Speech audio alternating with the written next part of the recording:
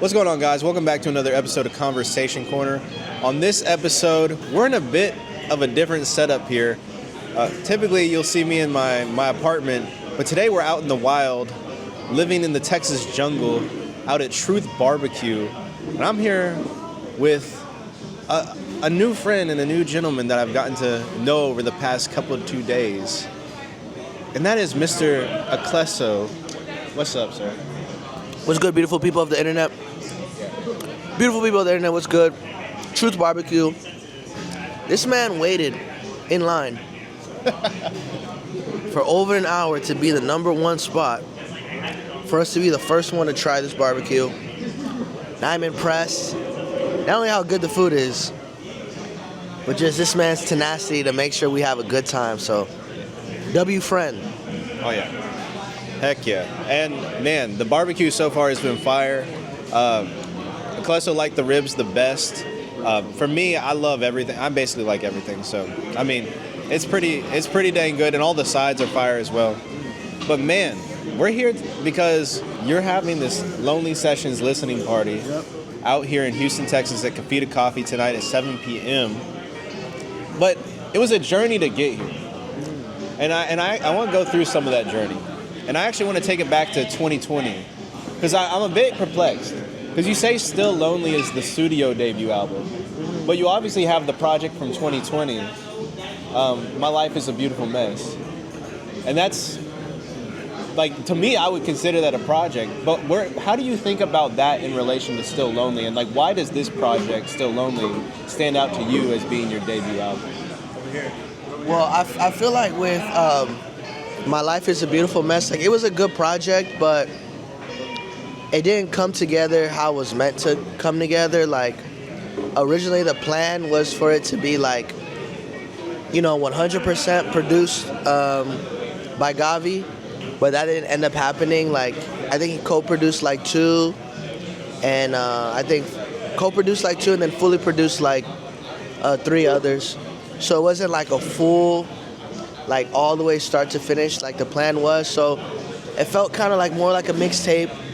Some of the records weren't as, like, cohesively going to each other, even though that's, like, what we try to do. But this album, like, you can hear the cohesion, like, you can hear, like, the thoughtfulness, like if you let it play sometimes it feels like it's just like one long song. Oh, man. So that's why I really feel like this is, like, more of a debut. And, like, this is obviously my first one signed Heck yeah. to Alienz Alive. So, like, Very special. that's why it feels like it's like, debut, like, I'm finally at the starting point of my, like, career. That's just how it feels like right now, so. Heck yeah. And, this project is very special. And, it's not the only project in the saga. Going from My Life is a Beautiful Mess, you obviously have Sonus Volume 2. Volume 1, sorry. Sonus Volume 1 in 2022. But then you have this project that you dropped last year, and it's an EP. It's in Loner. It's called Loner. And that's where you start to open up the story. You start talking about your fatherhood and how that relates to your relationship with your father. And really exploring themes of also substance abuse with the song Drinking Alone. And that project was great in its own right, but it was that teaser. And Narrow Road leaves us wanting more. And this wanting more culminates into this project, Still Lonely. How does this project build upon the last project? Yeah, so Loner was, like, the first project of, like, the trilogy I'm doing. So Loner kind of, like, sets the story and kind of, like, essentially, like, tells you who I am, like, that I'm a damaged person. You start from the first song, Damage, and then some of the issues that I face when you get into help. And then it's look like me trying to find myself and be confident. And you just kind of, like, go through these different paths to, like, understand who I am as a person. But then when you get to Still Lonely, I feel like it tells the complete story of not just me as a person, but these ideas of just, like, sobriety, abandonment, self-destruction, like imposter syndrome, like me becoming a father. Like, not only that, but, like, after 17 years, me never seeing my dad, I'm about to become a dad, my dad comes back into my life. So it's just like, and when I say back into my life, I mean, like, I physically see him for the first time after 17 years. So it's like it like brings you into this place where it's like I'm going through all this, and I realize even though I have these feelings of like abandonment, like even if I have these feelings of like loneliness, all in all, at the end of still lonely, I realize that I'm actually not alone, and that there's freedom in God. So it's like this, it's like crazy story I'm trying to tell and portray. You know what I mean? Oh yeah. So yeah. Mm-hmm. And you know, one of the things I love about your music is the fact that you don't abandon your influences. So on that project, you can hear that Florida sound. You can specifically hear the Miami, Florida sound. You can also hear the Haitian influence into your music, and obviously how much your home country like plays into your life in general. Yeah. Who are some of the people in Florida, specifically Miami, that have influenced you, and where have they influenced you? So specifically Florida, like DJ Chipman, like he was a very big part of my. I feel like every kid's from Florida's like childhood. Like he's the one that really bought like sticking. It's like a thing called sticking and juking. Like, I mean, you got Trick Daddy. I'm trying to think who else from Florida like really influenced me. Just a lot of that, like, you know what I'm saying? A lot of that music. Sam Sneak, Ross, Ace Hood, just a lot of these Florida people. But it was really the movement of like sticking and juking music. You know what I mean? That like the music that made you want to dance, want to like vibe and stuff like that. And I bring a little bit into that with records like Drinking Alone 2. Like Drinking Alone 2, talking about a lot of sad stuff, but if you're not like paying attention to the lyrics, you're gonna think it's just like a fun song. You know what I mean? And then like Imposter, I start off like talking about like hard issues of feeling like the line goes like, who am I, vilified, undermined, lonely? And it's like, if only you knew me at my worst, if only you knew me at all, if only you knew me at my worst, but God knows. Then it goes into like a dance break. You know what I mean? So it's like, That's crazy. So it's like trying to tell like a story of like these hard issues, but like making it like palatable for people to like just enjoy. You know what I mean? That's like something I like try to do. So interesting. You hear the influence, but on this album, it's not like heavy Florida. I just kind of like sprinkle elements. Yeah. But the next album, me and my team were trying to think through of like, how can we incorporate more Miami sounds? And when I mean Miami sounds, I'm not talking about like the underground rap sounds, like more of that Miami juke and stick music, but it's like palatable to people outside of Miami. So we want to bring more of that sound on the next album called Never Alone, which would end the trilogy. Yeah. Mm-hmm. Yeah, and I was gonna say, when I even think back to Sonus Volume 1, you have a song called Stickin' on there, and then you also have like all the sounds are very dance heavy sounds. But it feels like what you're saying with this is you're adding the substance to the sound. Exactly, because my thing with music, I want to do a couple things when you hear my music. I want to move your mind, I want to move your heart, and I want to move your feet. If I can do one of the three or all three or two of the three, then I feel like I've won. If I'm not doing that on any of them, like some songs you're not going to dance to. Yeah. Right? Like, it's Giving not, Up? You're not hitting the dance? I mean, you can dance to Giving Giving Up. Up. Yeah, you can hit a little bit on it. But I'm saying like the first song on the intro, Don't Leave Me, you know what I'm saying? Or Don't Go, you know? Like, you're not going to dance to that. It's going to move your mind and heart. So I'm trying to move one of three things, if not all three, you know? So, yeah. Yeah, and I want to just go back to something you said in the previous answer. You were talking about if you only knew me at my worst. Mm-hmm. I remember Not Clyde when he was explaining the whole concept of his album, I Love NK, and that whole intro track. That's actually something that's a big topic he explores. Like, if you knew me like I knew me, would you still love me like that? And God does. But, you know, so do you feel like even like your Heaven on Earth, like compatriots, like they're influencing you like that? I just think we're all on the same wave. Yeah. You know, like I think here's the thing like about like this life. Like, you know, people are always going to, you know what I'm saying, like you're gonna find people who experience the same thing you experience, like, and that's the whole thing about my album Still Lonely. It's like even if we feel like we're by ourselves with these feelings or ideas or just pain, there's other people who are feeling what you're feeling, and God has made us to live in community with each other, to help each other going through those things. So it's like, it's not surprising that someone I call brother like feels different things that I felt, because that's how God intended for us to help each other, you know what I'm saying, when we feel those things in community with each other, you know? Oh, certainly. And to kind of pivot here, you know, we've talked about Still Lonely, and I do want to talk a little bit more about the Heaven on Earth. You guys just dropped this song, Risk. Yeah. Obviously, it went crazy at Holy Smoke. It was so crazy we had people falling out at Holy Smoke over this joint.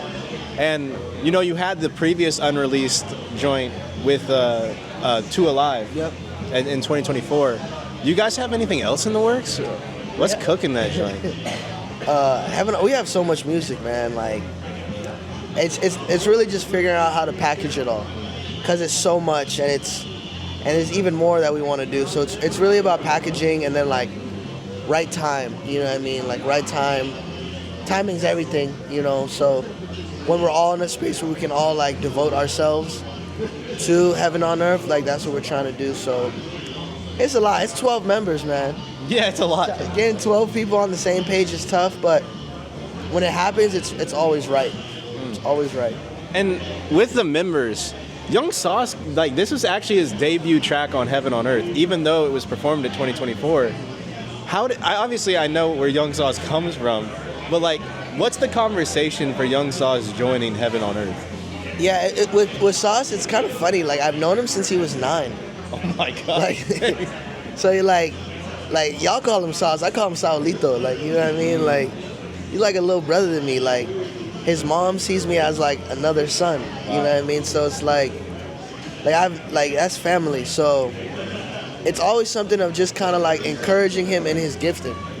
Like, just like pushing him to like, bro, like, you're talented, bro. Like, you're not just like Raul's little brother. Like, you're your own person. And I think in these records that you're gonna hear with him performing, you see like his style is completely different from Raul. Like it's grungier, it's like more ferocious, because he is ferocious. Like, people see him as like quiet and stuff, but that's a ferocious young man. So it's like to everybody it's a surprise, but to us it's kind of just like we've been knowing this. Like we knew like he was on this kind of time, and so yeah, it's exciting, bro. Like, you know what I mean? So I can't wait for the new music that he puts out. Heck yeah. And Risk, like, that's like, he goes so crazy on To the Dust? Yeah, crazy. Yeah, so what's crazy about that record is I didn't know he was on that. Oh, really? So it was only Blaine initially? Yeah, it was only Blaine, because, it was only Blaine, and then, because I heard a snippet of it before, so then when I heard him on it, when we was doing the Fully feedback, they submitted that, and I was just like, oh, this is crazy. Like, this is crazy. Like, Blaine went crazy, but then when I heard Sauce, I was just like, what in the world? Yeah, that whole, it's that kid from the north side. Oh, man. Yeah, crazy. Yeah. Another thing that's been happening in your life, you know, it's probably a pretty big part of your life. You know, you're a family man. Yeah. You're a father. Yeah. How has that whole experience been? It's been crazy. My son, he's so unique, man. Like I feel like I'm a pretty like great guy, but I feel like he's gonna be like, he's 18 months, but there's like no fear in him. Like, anything he sets his mind to do, he does. You can see the charisma on him. Like, he's so funny. Like, and he's so caring too, but like, I don't know, perfect is not the word. Cause sometimes I be wanting to snatch him up. Cause it's like, bro, he's so smart. Even though he's 18 months, like, bro, he understands English and Spanish. I was gonna say, I saw that live stream. He understands it. And he speaks both. Like he can speak both, man. So I had to like learn Spanish like, at first to like try and communicate with him because he only spoke Spanish. But bro, he's so, I don't know, like it's hard like being away from him, you know what I mean, and my wife, but you know, like I'm working hard so he can have a better future, you know what I mean? So yeah, I love him, man. Like he's the cutest kid. Yeah, like I just be showing people pictures of him all the time, but yeah, it's amazing. Like, you know, being a dad was something I always wanted to be. Like, I always wanted to be a father. Not to like, oh, so I can do it better than how my dad did. Not on that timing. I mean, if I'm honest, there's a little bit of that, but it's like, I feel like parenthood is like the most beautiful thing that God can give you. And then to be able to walk in that is like a dream, you know? Heck yeah. And, you know, with like just the whole going and pursuing the dream, like something big recently happened. You were recently announced to be signed to Alienz Alive. Yeah. And I watched your interview you did with Rodney Jergens where you were kind of interviewing him. And I saw this video of you rapping back in middle school. The clip popped up. I was like, I can't believe that's him. That's him? That's Aklesso? And so I could see the journey, like the journey from that school bus all the way to here. What was the conversation like for the Alienz Alive signing? And when did those conversations start? Yeah, so that was pretty crazy. So with the Alienz signing, it was kind of, I feel like there's so many parts to the journey. Like, from my perspective, my perspective is different from Ronnie's perspective. So Ronnie's perspective, I guess it was something that was kind of like culminating in his mind, and something his kids like were pushing for, and that John Keith was pushing for. In my mind, it was kind of just like, I gotta figure out a way to make it happen. But I didn't know that the Lord was doing something in his heart when I was like trying to figure it out on my end. So like I really just like, we'd meet, we'd talk, we'd hang, we exchange numbers, we keep in touch. Every time we see each other was love. He'd see me perform at times. And then one night I was with my wife and I was just like, man, I'm just gonna hit him and just ask him I'm just asking what it looks like to partner with you. And I had like a little bit of Still Lonely left and like some ideas for Never Alone, the next album.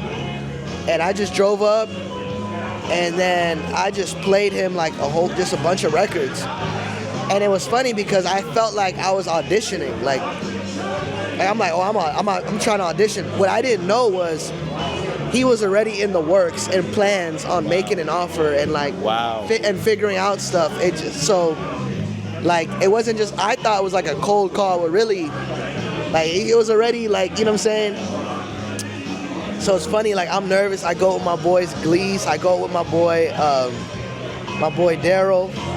And we're there, we're playing the records, and we're doing the whole Bobby Shmurda thing, like on the table, like trying to get hype, like just like showing him stuff, and then and he's just kind of like this the whole time, no reaction. Sometimes a head bob, and then he'll be like, "Run that record back." So you're doing the Bobby Shmurda, and he's just dead face, like dead face. Run that record back. He run it back, yeah. And he won't say anything after that, yeah. And we just playing records. And then I started playing him some stuff from Never Alone. And he was just like, oh, like he got up for that, like, yeah, like. So it's like exciting. It's like just the ideas I have for Never Alone. Even though I feel like Still Lonely is like probably one of the best albums that'll ever come out, like just will come out, period. Yeah. I feel like Never Alone is gonna give people something that like it's gonna be like, this is, you know what I'm saying? But I still think Still Lonely is like one of the best albums ever. Yeah. And I want to end it off on that note. Yeah. We have the Lonely Sessions tonight. Yeah. And you have the album coming out. What's something you want to leave with the listener from this album? Like, what's the message you want to convey?